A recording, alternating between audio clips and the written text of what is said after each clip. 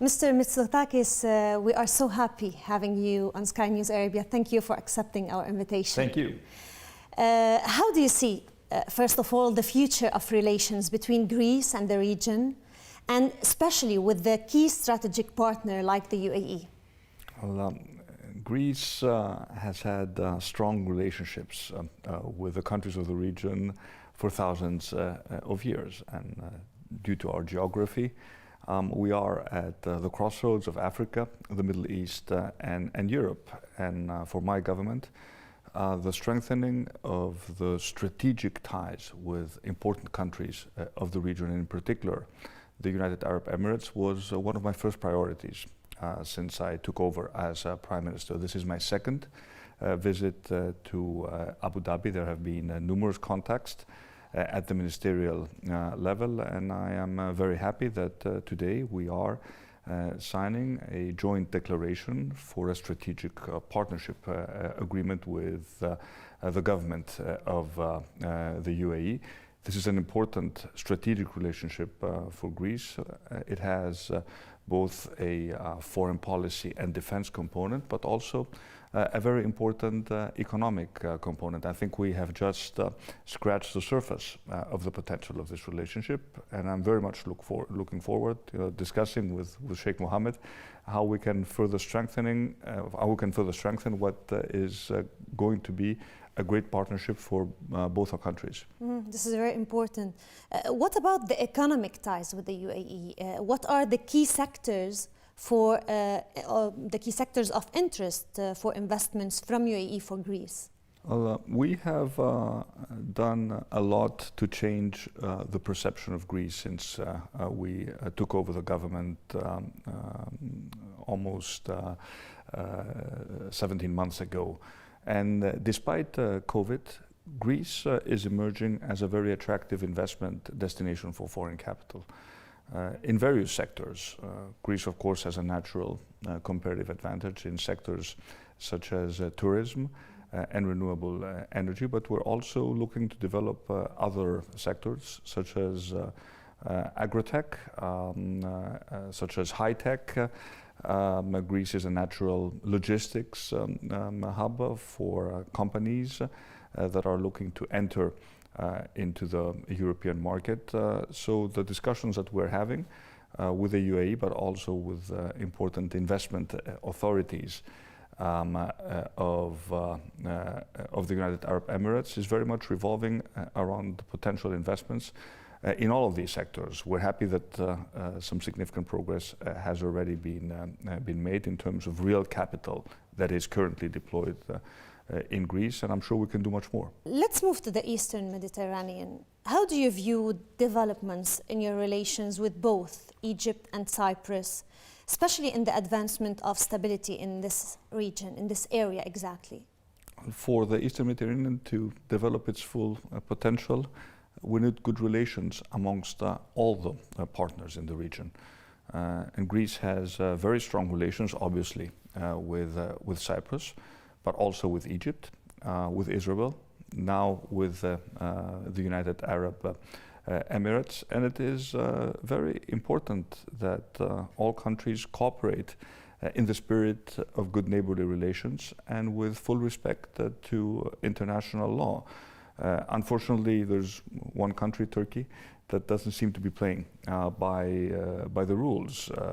But again, all the collective arrangements that have been developed in the Eastern Mediterranean, be it the trilateral relationship between Greece, Cyprus, and Israel, with the participation also of the United States, what we call the 3+1 scheme, or the trilateral scheme between Greece, Cyprus, and Egypt. These are multilateral arrangements that are at the expense of no one, but they demonstrate the common commitment of the countries that are actually participating in these schemes in fostering these types of relationships, resolving our issues to the benefit of all our people. Before talking about the benefits of the East Mediterranean Gas Organization, what are, in your view, the main political and economic challenges facing the East Mediterranean Gas Forum?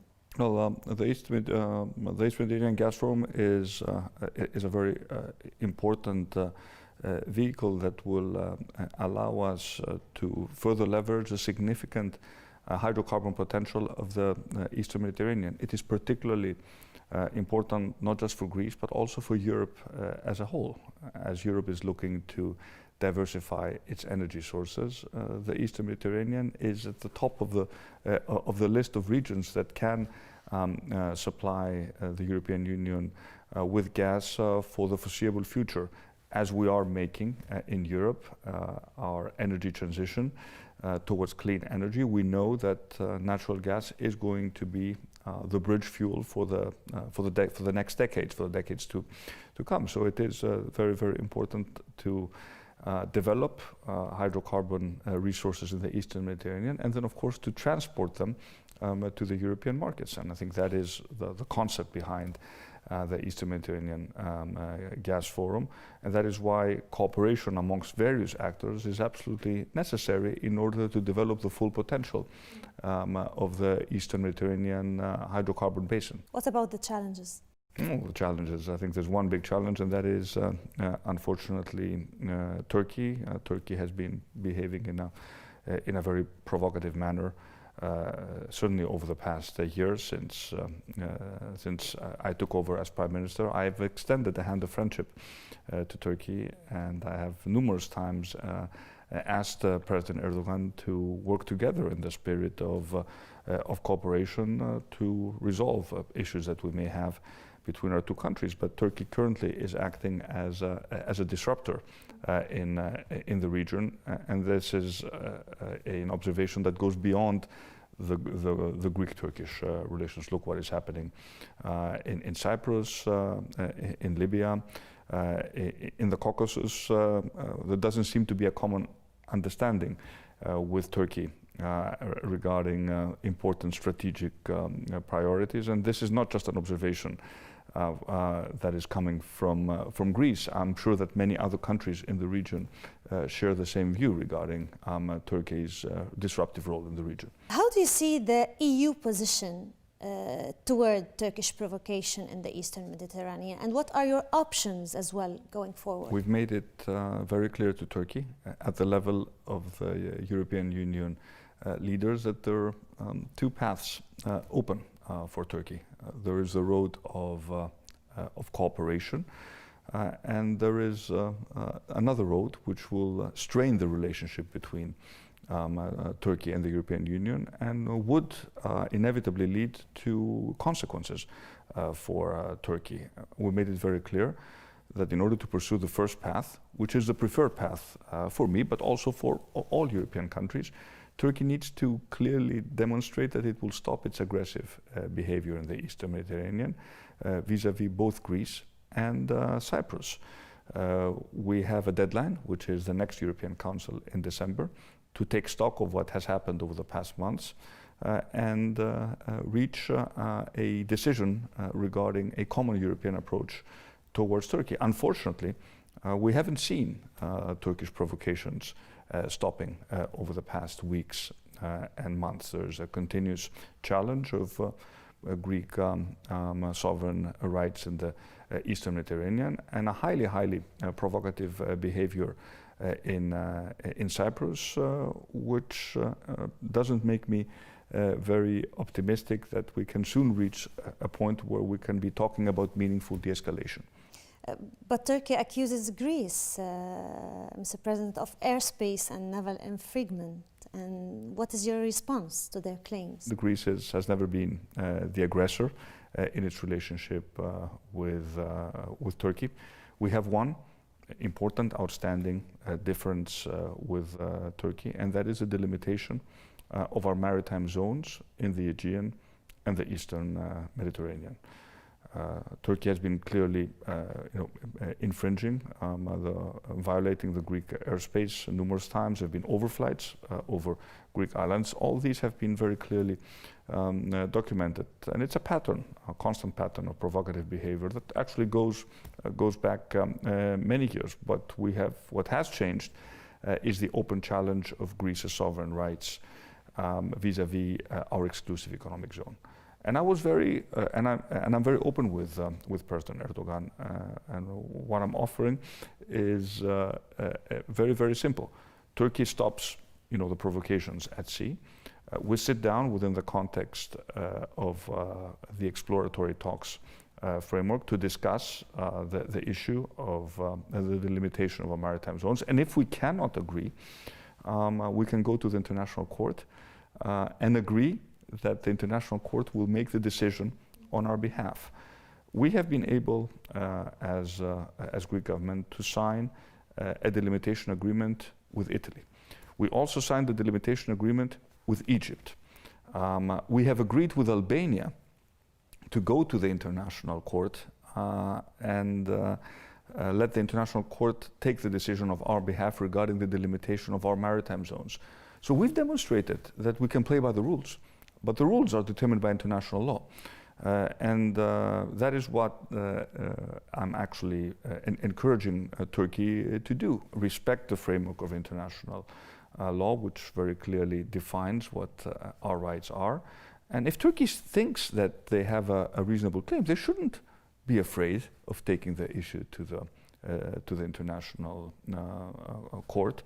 We feel that we have international law on our side, and we will continue to stand by our position and, of course, defend our sovereignty and our sovereign rights. But we never sought, and we will never seek, a militarization of a conflict with Turkey. But we will also stand firm in terms of defending our sovereignty and our sovereign rights. How do you see the future of this conflict? Is there light at the end of the tunnel? There should be light at the end of the tunnel, because we are destined by geography and by our common history to live together side by side and in peace. I think there's a lot of common between the Greek and the Turkish people, and if we could, break the ice and establish a framework of reasonable cooperation, it will be to the benefit of Turkey, to the benefit of Greece, and to the benefit of the European Union. But in order for this to happen, we need to see this relationship through the same lens, through the same perspective. And I'm afraid that this is currently not happening in Turkey. But I'm an optimistic person. I know that also in the past we've gone through periods of heated tensions that were followed by periods of détente and of constructive cooperation. A month ago, a catastrophic earthquake struck between Greece and Turkey. I extended a hand of friendship. I called President Erdogan. He reciprocated to offer my condolences for the loss of life in Smyrna, and our assistance should the Turkish side require it. But we don't need an earthquake to remind us that we are neighbors, and we live side by side, and that there is more to gain by looking for win-win solutions rather than investing in conflict and confrontation. Thank you so much, Mr. Mitsotakis, for giving us this interview. Thank you very much. Thank you for being with us, and hope to see you very soon. Pleasure. Thank you very much. Thank you.